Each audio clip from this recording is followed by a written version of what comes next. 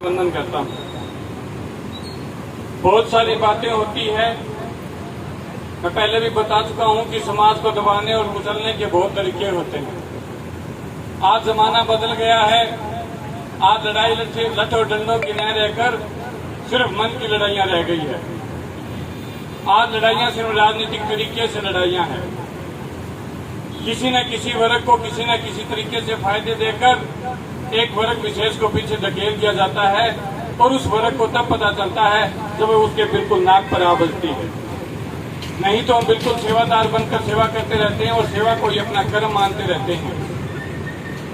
ऐसा ही एक दबा कुचला समाज जो आज भीम आर्मी खड़ा करने जा रही है, एक एक वर्ग एक एक जाति से ढूंढ कर उन लोगों को अपने साथ जोड़ रही है। इसके लिए भीम आर्मी को हम बहुत ही तहे दिल से सैल्यूट करते हैं। भीम आर्मी का जो एजेंडा है उसके अंदर इन्होंने एक ऐसी अवधारणा को लेकर चले हैं कि जो समाज में आर्थिक सामाजिक रूप से जो पिछड़ा होगा हम उसी का ही हाथ पकड़ेंगे, चाहे वो किसी वर्ग जाति धर्म का हो। बहुत बढ़िया। मैंने जब चंद्रशेखर आजाद के विचारों को सुना, एक दिन उनका एक वीडियो आ रहा था तो उन्होंने स्पष्ट शब्दों में कहा था कि मुझे धन दौलत की लालसा होती तो मेरे पास घने तरीके थे, लेकिन मैंने सिर्फ समाज के लिए, समाज के दबे कुचले उन लोगों के लिए जिनको किसी न किसी रूप से पीछे धकेल दिया है, सिर्फ उनके आर्थिक और सामाजिक उत्थान के लिए काम करना है। मुझे पदों की लालसा नहीं है। पदों की लालसा होती तो मैं किसी भी राजनीतिक दल में चला जाता और अपने दम पे मैं कोई राजनीतिक पद हासिल कर देता। मुझे इन्हीं बातों से चंद्रशेखर जी आजाद के विचारों का बड़ा अच्छा लगा कि इन्होंने उन समाज को, उन वर्ग के लोगों को पकड़ा है, चाहे वो किसी भी वर्ग से हो। आज आप देख रहे हो कि ये अपने मुहिम को लेकर श्रीमान उपायुक्त महोदय से शायद मिलने आए होंगे, मुझे इनके एजेंडे का पता नहीं, लेकिन इनको ये लगा कि एक वर्ग दबा कुचला यहाँ पर भी बैठा है, चाहे वो सरकारी तंत्र का ही क्यों ना हो।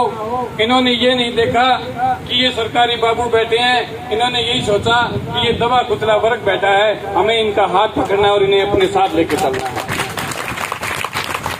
जब विचारों की शक्ति बढ़ जाती है, विचारों के मन भाव एक हो जाते हैं तो समाज में कोई भी असमानता नहीं रहती। जब विचार हमारे ऐसे हो गए कि हमें एक दूसरे का सहयोग करना है, एक दूसरे का साथ देना है, तो इन्होंने खुलकर ये कहा कि हम अपने साथियों को आपके साथ भेजेंगे, आपके संख्या बल को भी कम नहीं होने देंगे। इनका मैं एक बार फिर से अभिनंदन करता हूँ। भीम सेना, भीम सेना, भीम सेना। मैं भीम आर्मी को अपने सरल शब्दों में अवगत करवाना चाहता हूँ कि ये कोई जंग और लड़ाई नहीं थी। ये सिर्फ दबे कुचले होने के भाव को लेकर ही हमने अपने आप को आगे लाए थे। हम निरंतर देश की आजादी से लेकर अब तक जो सरकार ने दिया, हमने उसी में सहज भाव से स्वीकार किया और उस सहज भाव से हम काम करते रहे। लेकिन आज ऐसी आर्थिक परिस्थितियां देश में हो चुकी है कि इस काम के बदले अगर हमें पूरा वेतन नहीं मिलता हो तो चाहे वो मजदूरी क्यों ना हो, उसे अपना सिर उठा लेना चाहिए। और इसी सिर उठाने की एवज में हमने अपने आप को आगे लाए और हम अपनी मांग को लेकर आए और बताया कि हमारे जो समकक्ष लोग थे आज वो आर्थिक उत्थान कर गए तो हमारे में क्या कमियां रह गई। इन्हीं विचारों के साथ हम एक साथ एकत्रित हुए, आप जैसे सामाजिक लोगों से राय की और सामाजिक लोगों ने हमें एक ही रास्ता बताया कि आप धरने पर बैठो।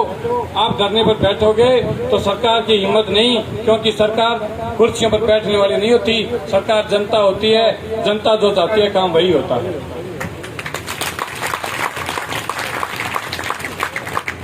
मैं आप सभी साथियों से एक बार फिर से गुजारिश करूंगा कि अब हमें भी पीछे नहीं हटना चाहिए। जब भी हमारे पास कार्यालयों में कोई भी दबा कुचला वर्ग आए, जैसे हमने पहले ही प्रण लिया था कि कोई भी दबा कुचला वर्ग होगा, आज हमें एहसास हुआ है कि हम दबे कुचले हैं। आगे से ऐसे कोई भी दबा कुचला वर्ग हमारे साथ आता है तो चाहे हमें अपने अधिकारियों से क्यों ना लड़ना पड़े, हम लड़कर इनका काम करेंगे।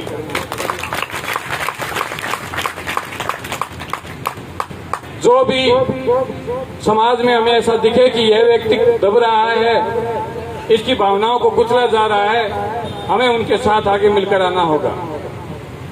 और समाज के इन आर्थिक अनुभवों को जो लोग जागृत होकर समझ जाते हैं वो देश का भी निर्माण करते हैं। धरना और प्रदर्शन कोई लड़ाइयां नहीं होती। ये सरकार का ध्यान आकर्षण का केंद्र होती है कि हमने सरकार का ध्यान कैसे आकर्षित करना है एक विशेष मुद्दे पर। क्योंकि आप ये बात समझते हो कि सरकारों के पास बहुत सारे काम होते हैं,